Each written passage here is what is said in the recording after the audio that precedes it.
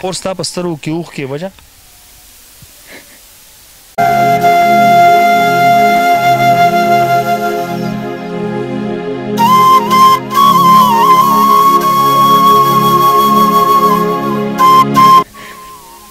سړی را پورې خندا کوي خبرې را پسې تېرې کوي خو زه یم الله راوستې ده الله بې اخلي لیونې د غریبۍ دی الله بې خوبسي د دې نیمګړې زندگی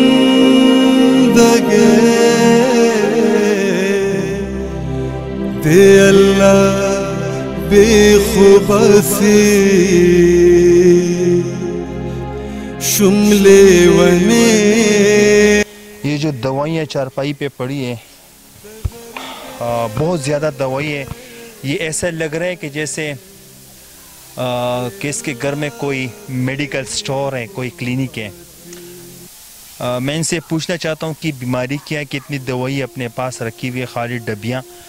اور یہ بھائی کہتے ہیں کہ ہمارا جو دیوار ہے وہ بھی گر گیا ہے اور یہاں پر ہمارے پاس پانی کا بہت زیادہ سنگین مسئلہ ہے.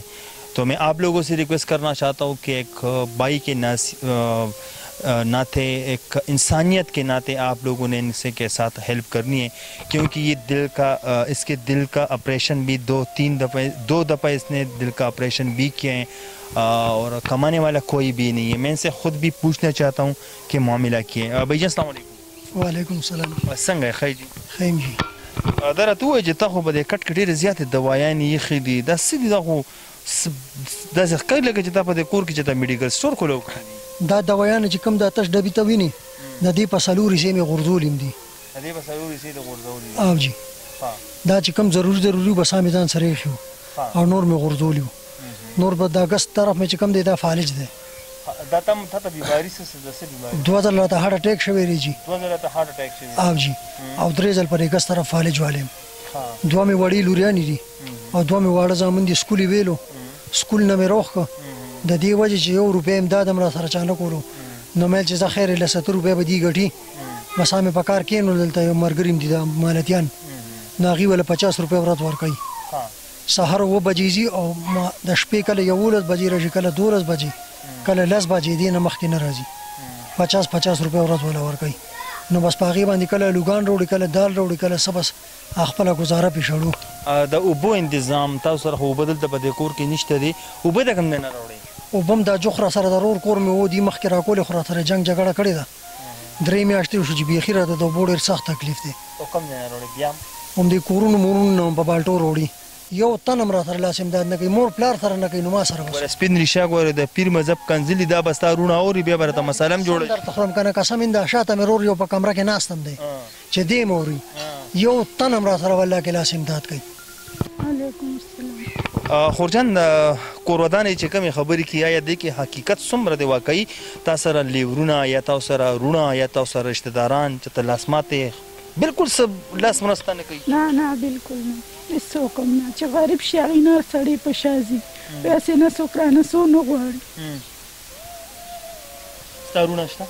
زما رونه شته 4 دي. 4 هغوی د سره لاس مدد هغوی په خپله هم زموږ په حال دي. بس زموږ دیوالونه هم پرېوتې دا کمره هم پرېوتې ده, د اوبو هم تکلیف دی, بجلۍ د ډېرې مسلې دي هر څه.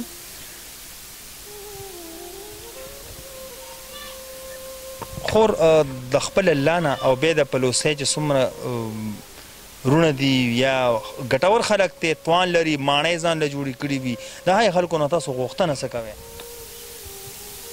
څوک وي چې تاسو لپاره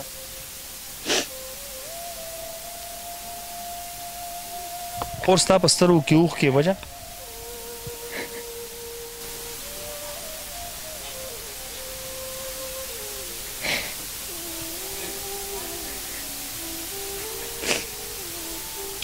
خو ستاسو په دې بېوسۍ پورې خو به ستاسو خپل خپلوان هم خنداګانې کوي که نه؟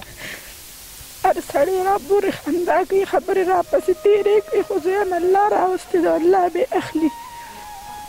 صبر مې پاره خبره باندې کړې ده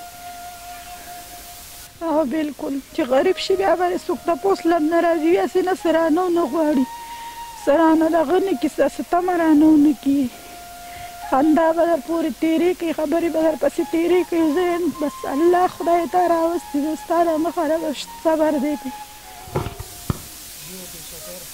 0313 9056 039 په خپلو سره رابطه وکړئ د پلوسۍ چې څومره خلک دي هغوی ته هم زموږ دا خواست دی څنګه چې تاسو بار بار دا چغې وښئ چې یاره د خپل رمې د خپل ګاونډي سره نو زما په هر پروګرام کې هم دغه یو اواز وي چې څه شول هغه ګاونډیان څه شول هغه خپل خپلوان څه شول هغه عزیز وقارب څه شول هغه کلیواله څنګه چې تاسو بار بار دا خبره موږ کوو چې رمبې حق د ګاونډي دي دویم بیا د چم واله دی دریم بیا د کلیواله دی څلورم بیا د علاقې او د کلي خبرې دي نو زه هغه خلکو ته یم کوم چې توان لري د هغې خلکو ته زما خواست دی چې را دي شي په خپل دلته کې د اوبو یو بور وکړي هینډ پمپ دې ورته وکړي دا دیوال دې ورته جوړ کړي بجلي دې ورته ولګي کمرې دې ورته جوړ کړي د دې رور د علاج دپاره د خرچه وکړي که څوک راتلل غواړي دې ځای ته په خپله نو په خپله ورسره رابطه وکړي باقي ستاسو همدرد آینه د کلتون نه ستاسو نه ایجاد غواړي ښاد و آباد اوسئ د الله په امان